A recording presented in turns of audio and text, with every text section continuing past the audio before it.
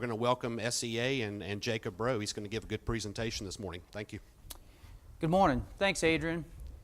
I'm happy to be here. Again, my name is Jacob Breaux. I'm with Swedlock Energy Advisors, and I'm going to be talking a little bit this morning about steam leaks and maybe even start off the conversation just with leaks in general. Within that first minute and a half introduction, you probably realized that I'm not from Tampa. I am from New Orleans.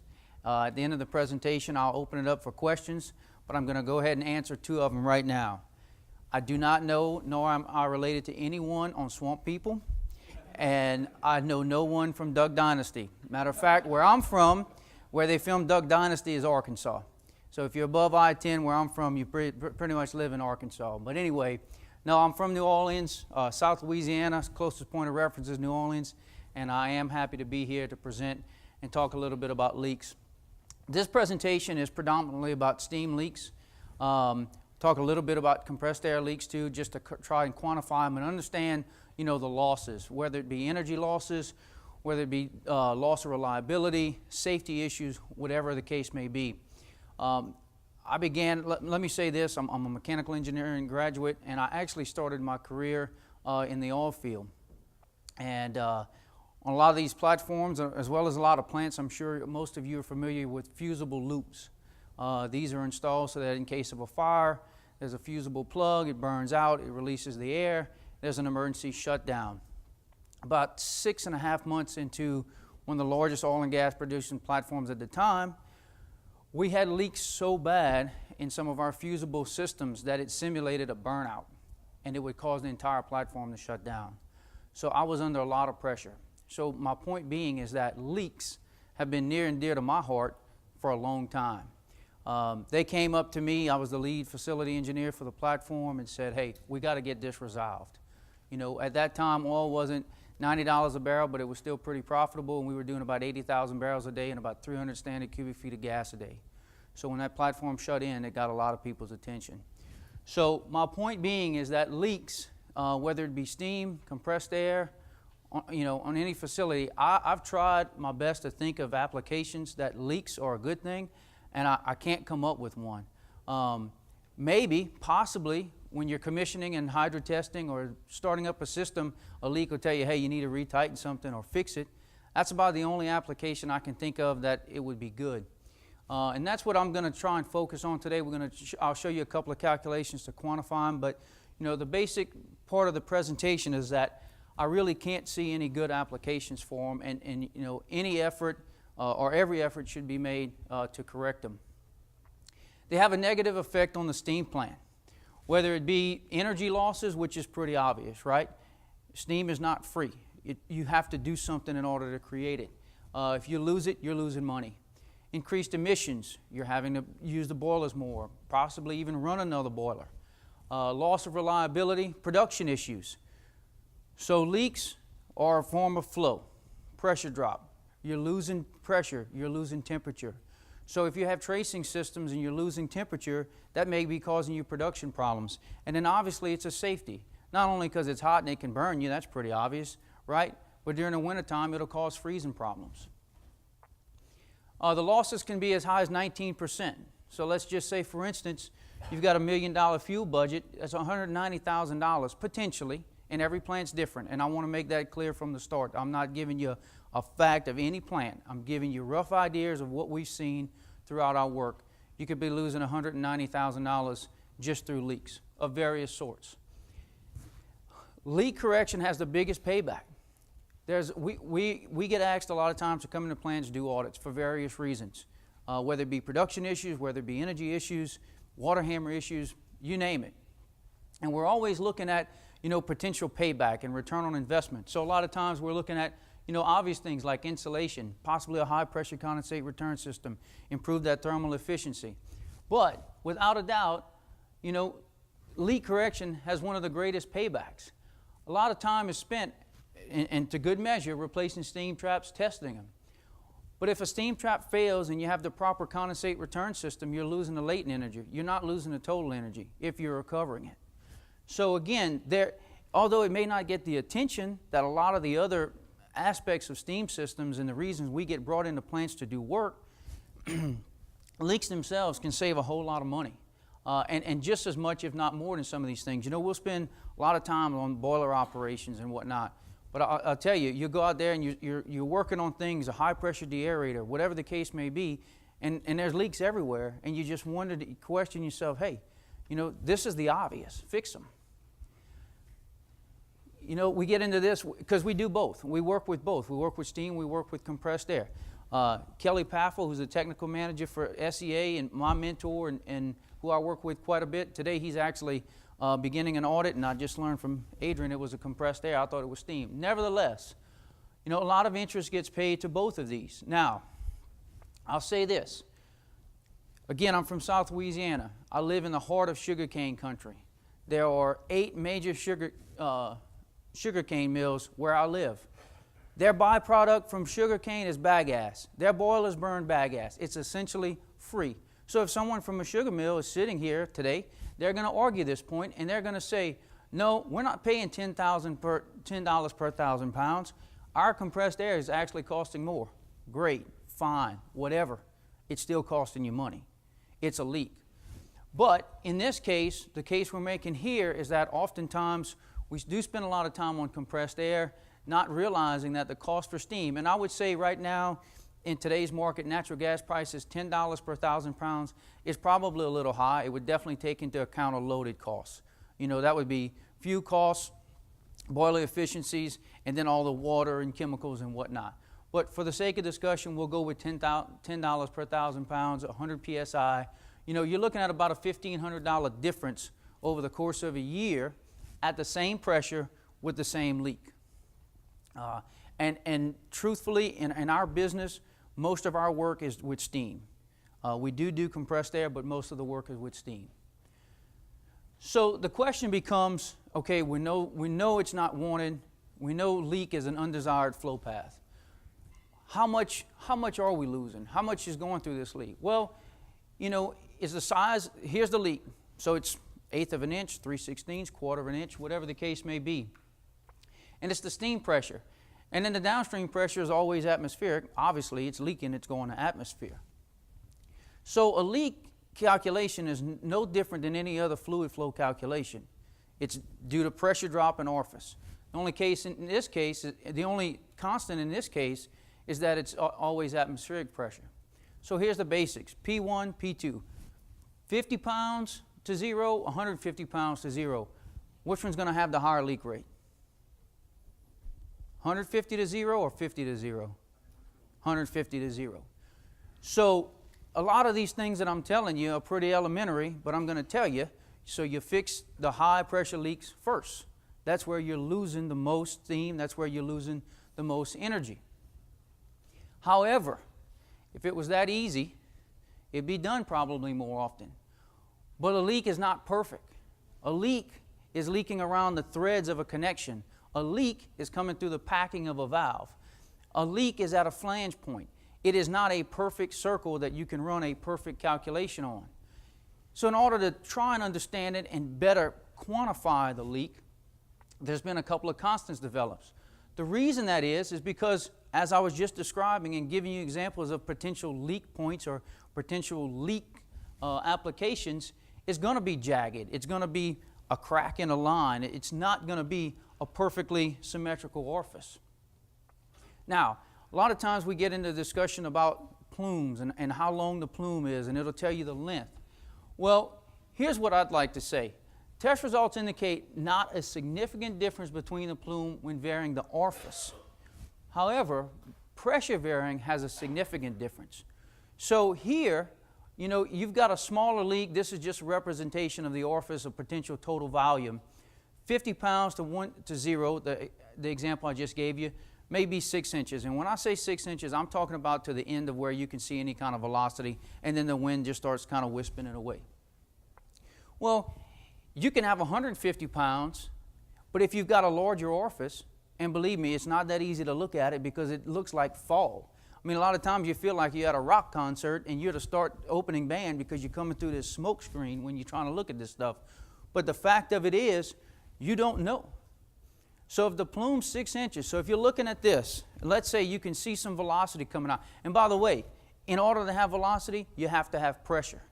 So that's what's going to be driving this. But it's 6 inches, and this one looks to be a 6 inch, and these are rough estimates. Well, you have no idea if it's the same volume just by looking at the plume. It's highly dependent on pressure. That's what I was just saying. The volume, however, is dependent upon the orifice. The actual losses is going to be depending upon how big it is. I mean, that only makes sense, right? So if we look at this, at 250 pounds and through an 1/8 inch leak, you know, this goes through, now this carries through our $10 per 1,000 pounds that we established earlier, right? Almost $8,300 a year on a 250 pound leak at 1/8 of an inch leak, and that's estimated. However, you go up 3 times in the leak, you go up nearly 9 times in the cost. And we'll see soon why that is, and you probably know why that is, because in any flow calculation, the diameter is squared.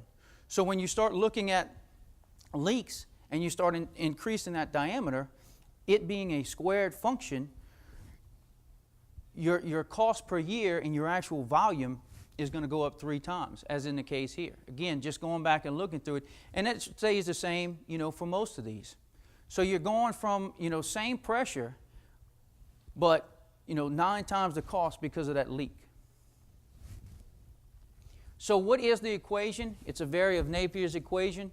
There are different variations, and this 22.8 is simply a constant that's been derived, that's been accepted, that we use, and I think I've seen this number 23 or 23.5. The fact of the matter is, this is simply an estimate. It's a best guess. It's through testing, that's what we've come up with. This is the point that I was making here, though, is the diameter squared. Fix the big ones. That's the ones that's costing you. I mean, it's, you know, it's pretty obvious. It's right there. It's math. It's not magic. So looking at a couple of examples, here we've got a distance, you know, and this is what I'm talking about when I say the plume length here, is this 6 inches. You got a 3/4 inch valve, maybe a third of the way opening, so we're estimating now, you know, a 1/4 inch leak at a pressure of about 140 psi. Really, what I want you to see in this picture is the valve's not leaking, the valve's open. Why is the valve open? More than likely, you know, they're having problems here at the steam trap, and so they're not getting condensate through, so they're opening this out to drain the condensate so they can maintain temperature. A lot of leaks. I see one guy shaking his head, and I've hit with someone. How often? I tell you what I need to be in. I need to start selling hoses, because most of the time there's a hose from here to the nearest drain. That's the reality, you know. So when I that's another subject. That's part of our STEAM classes. But, you know, just to kind of talk about it a little, you know, what I hope you get from this is when you walk by this, put a number to it, $15,000. $15,000. So not only are you losing energy, you're creating a safety hazard, you're having to produce more steam. Everything I said at the beginning of the presentation holds true in this just one little simple application. Any questions or comments, or I don't want this to be a death by PowerPoint. Please stop me at any point and ask a question. I don't mind at all. And if I get off a little bit on you know, other subjects of STEAM, just kind of get me in line, but I just like to tell you a little bit as I go, because I see it all the time. Again here, now, you know, here we go, and I know this is kind of, I should have put some on the same screen, but, you know, 1/4 inch leak, 3/16. So now we've dropped down a little bit. We've actually increased the pressure, but again, because of that diameter, going back to that diameter being a little bit smaller, you know, again, just understanding costs. This, you've got 250 pounds, same leakage, same leak estimate. Okay, now this is obviously, these are all estimates, and that's what I'm getting back to. You know, your cost is going to go up. Higher pressure, same diameter, you go up 100 pounds, you know, you're increasing your cost by almost $8,000 a year from a leak standpoint. Now, here's a question for you. So we've got the equations, we understand the equations, we can do it. We walk by and we see this. Now, anyone want to take a guess what that leak rate is? You have no idea. It's on the ground. You know, there's no way you can quantify this.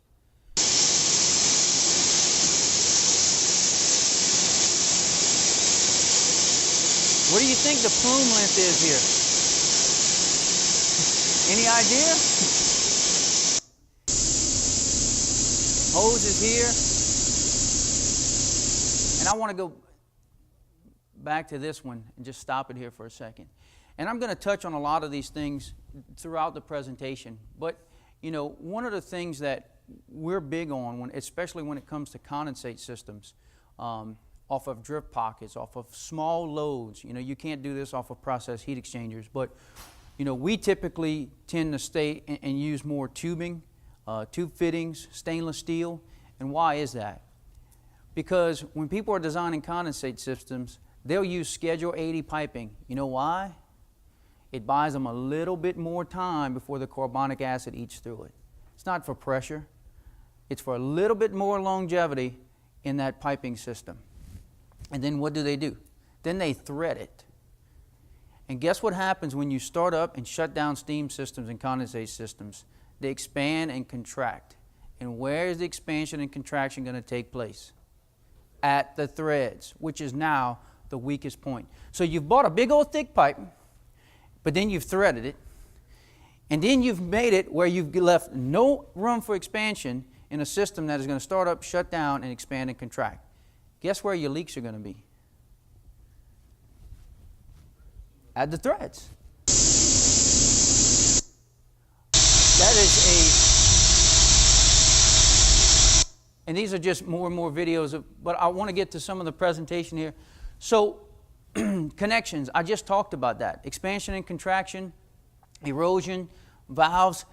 You know, this is classic. This is classic. So, people buy valves that leak. Did you know that? How many buy valves that leak? Come on. You know, here's the deal. When you woke up this morning, you went and you brushed your teeth, you were operating a higher shut-off class valve than most people buy for steam systems. If you're buying less than a class 4 shutoff, it's going to leak. You install it, it leaks. So then what happens? Then you get somebody out there with a 36-inch pipe wrench and a 4-foot piece of conduit, known as a cheater, and you get on it and you mash it, metal to metal. And I'm going to tell you, the best you can hope for is that it starts leaking. The worst thing that can happen is you break the bonnet and you got a nanosecond to get out of there.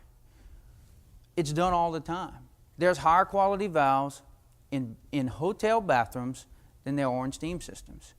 But yet, we wonder why we sit through presentations about leakage. I mean, it's right there in front of you. There are quality valves. Do they cost more? Absolutely, no doubt, up front. Longer term, if you believe some of these numbers and you look at these leak rates and you look at the potential savings, I would argue it's a better payoff. Steam traps. Now, I have to be careful. There may be steam trap people in here, but I would say no matter who steam trap, no matter what design steam trap, floating thermostatic, mechanical, thermodynamic, they leak. Why? Because one of the functions of steam traps is venting air. Very, very poorly, I might add, but they vent air at startup. Well, in order for them to vent air, they have to lose a little bit of steam. That's a fact. Expansion and contraction from steam, carbonic acid. So why is this a big deal? Everyone runs steam systems. I say everyone. I don't know of a case. I haven't seen one, but you've got deaerators. They do a pretty good job of venting non-condensables, but it's not perfect. Things condense. CO2 forms carbonic acid. It will eat away at carbon steel. Again, going back to the condensate systems and why, we're a proponent, and I think most of the, there's some inherent benefits to using stainless steel over carbon steel for condensate systems. And then leaks will be created by there. Here's the deal. A small leak today, a bigger leak tomorrow. The valve I just told you about. So now you mashed it. It's closed. You did your job. Now you got to open it. And a lot of times people open valves without warm-up valves. So they're taking a valve that big and trying to just barely open it. Well, guess what? When it barely opens and you create that pressure drop, it'll cut it like that. It'll wire draw over time, and your small leak, your 1/8 of an inch becomes 3/16, becomes quarter, and now it's really costing you a lot of money. Let's talk a little bit about emissions. So if you're losing this steam and you need this steam, you're having to make up for it. We all know about emissions. We all know about the emphasis on it right now. This is fossil fuel emissions, pounds per billion BTU of energy input. So, as I said earlier, there are multiple fuels being used for steam production within boilers. I've just put a couple of them up here. But these are the type of numbers that, hey, you got 2 boilers and you're running both of them at, let's say one at 60, one at 40, whatever it is to maintain it. Is there potential to turn one off? And man, nobody likes that. Well, why you got 2 boilers running? One can do it. Well, just in case. Just in case. Okay, so you're running it less than 40% firing rate, which the excess air is great. The efficiencies are horrible. You're costing yourselves emissions, and you're producing steam that you really don't need, but don't worry about it because you're leaking, so you're losing it. So when I fly back to New Orleans tonight, how many cars do I have in the parking lot? 1. I don't have another car just in case. I mean, really. So, the point is, do the maintenance, do the PMs. You have a boiler management system. Try, look at ways to reduce leaks. And just, I guess my point is, and I learned this from Kelly, his favorite word is don't componentize. People love to componentize systems. Oh, it's a steam trap. Well, no, it's not a steam trap. You're trying to elevate condensate 30 feet, and you're losing differential across the trap. It's backing up condensate into the heat exchanger, and that's what's causing the water hammer.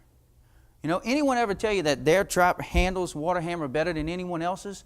Just see them out, wish them a good day, and that's a ridiculous statement. Water hammer kills people. It's not the trap's problem, it's a piping problem. The picture I showed you with the leak, it's probably not the trap's fault, it's probably a piping problem. Then this is my favorite. They come out the steam trap. As soon as they come out the steam trap, they reduce the piping size. Why would you do that? Condensate is 2-phase. They size condensate lines based on liquids. Condensate is a 2-phase flow.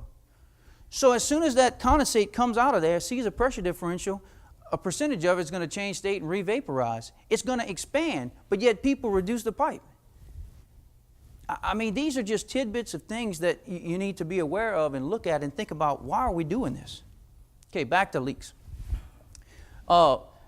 Valve selections, I've already kind of touched on this. Isolation valves are purchased already have internal leak rate. Someone can tell you, my valve doesn't have to meet a leak rate. They are 100% absolutely correct. If it's a class 1 valve, you don't have to meet it. It's up to us as consumers and engineers and project managers to specify a valve with a leak rate. This is not a good picture, but this is a valve here that's actually leaking through the packing. Again, all my points here is that leaks don't come in a nice little package. They come in a variety of forms. They come from threads, they come from valves, they come from packing. Why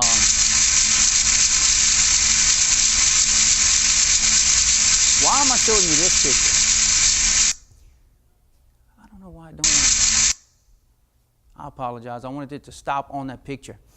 A lot of times we'll start talking about steam quality. People ask us about steam quality. And there's a lot of different ways you can test steam quality, laboratory type tests to get official. But a good rule of thumb is, open a valve, and steam is invisible. Steam is not that white puffy cloud that you see. Steam is an invisible gas. So when you open a valve, if you've got good steam quality, there should be about 2 inches that you see nothing. It's absolutely invisible. So my question to you, what do you think of that steam quality? Poor. Very poor. But the reason I bring this picture up is because during an audit, during a needs assessment within a facility, we'll be walking around and we've been told, hey, we've got poor steam quality, yada yada. So we'll ask someone, can we open a valve? Well, that requires a work order, it takes a while, but the point of the story is they don't want to do it.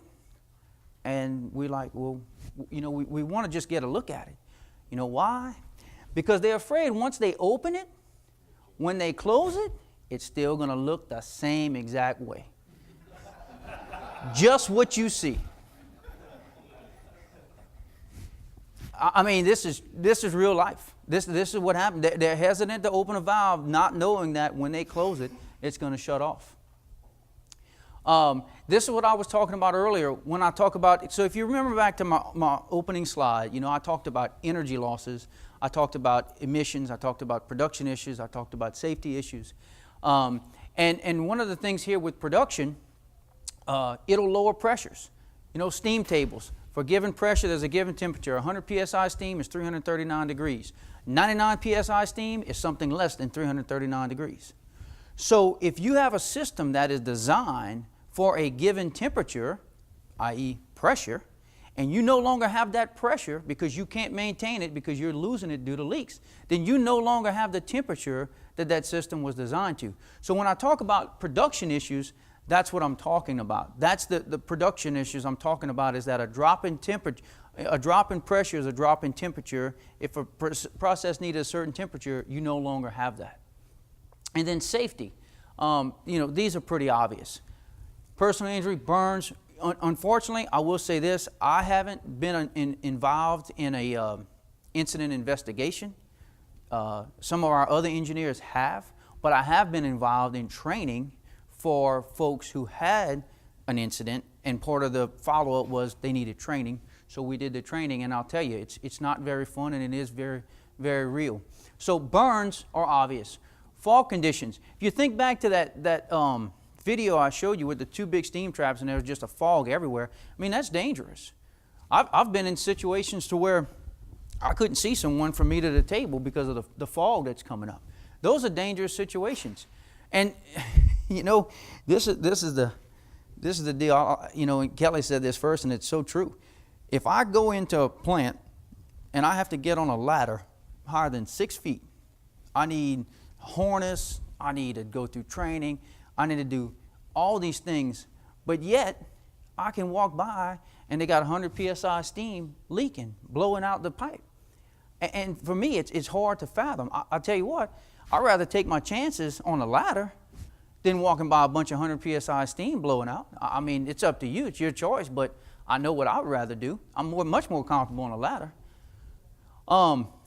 Obviously, steam condenses, forms condensate, and then maybe not in Tampa, maybe not in South Louisiana too much, but in the colder climates, it'll freeze, and that becomes a hazard.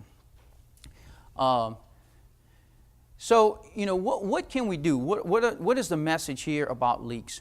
You know, leaks to me is just an unwanted flow path. That's what I describe them. If anyone has an example of a good leak, please let me know, and I'll use it the next time I do this.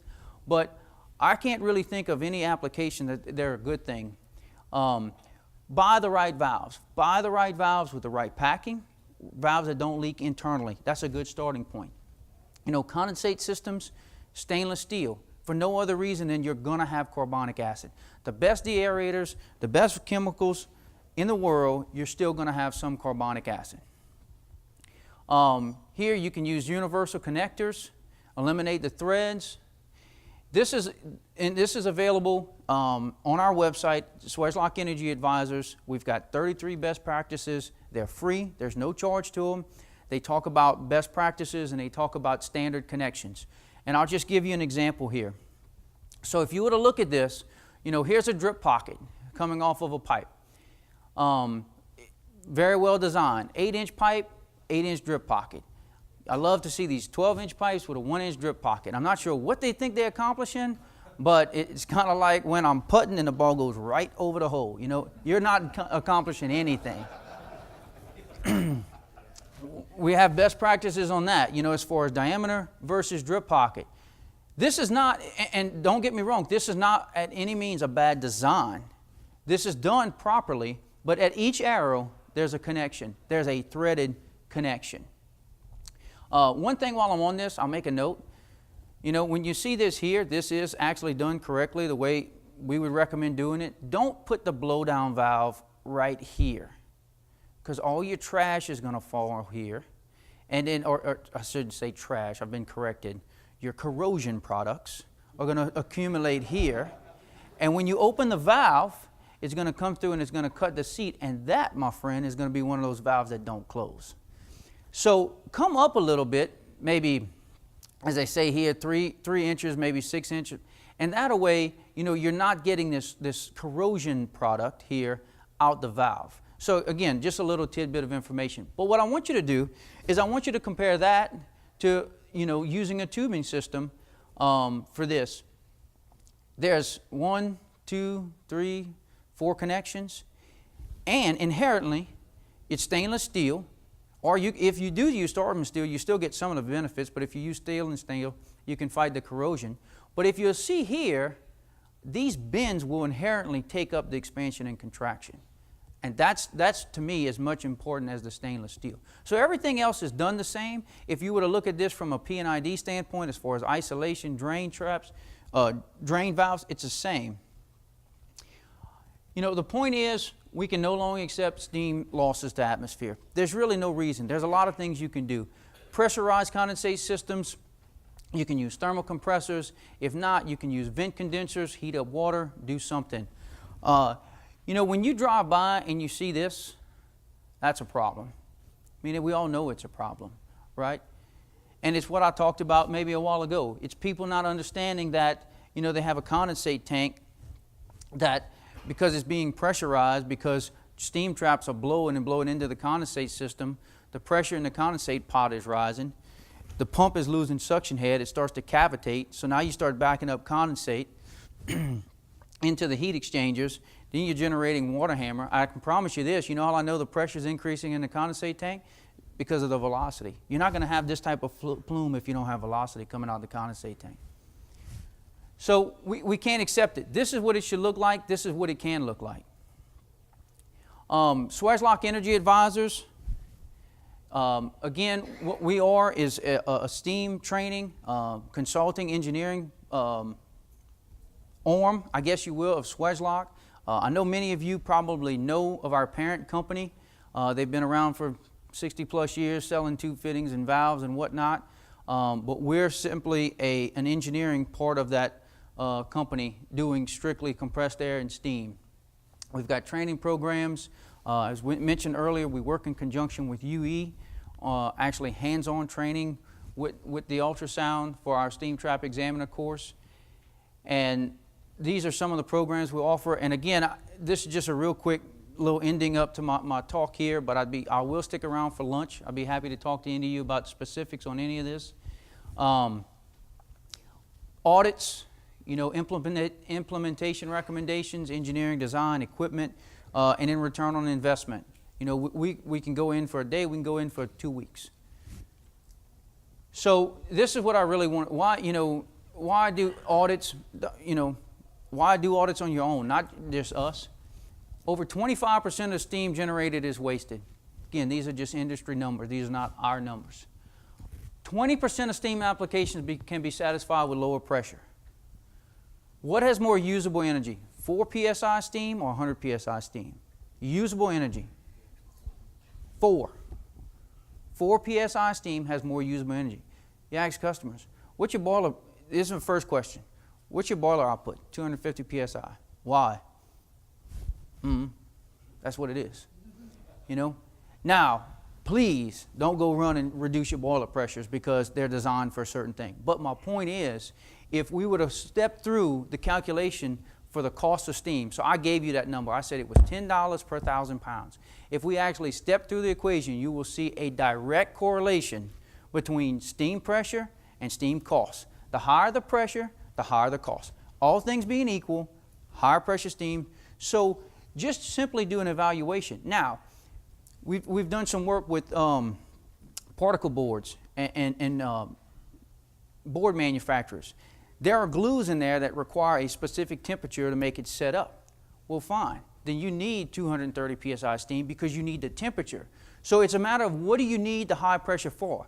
If you need an exact temperature, fine. But if not, just reconsider it and say, hey, are there ways that I can lower my steam pressure and essentially reduce my costs? Boiler efficiencies, are new steam traps required? These are the kind of things we talk about because here, if the thermal cycle is only 43% efficient, We can go out and we can change traps, we can put insulation, we can do a lot of different things. It's not going to have that much effect on it. And then understanding performances. Everything we do per the codes, B31.1 if we're over 15 PSI. And that's really all I had to talk about this morning. Good job.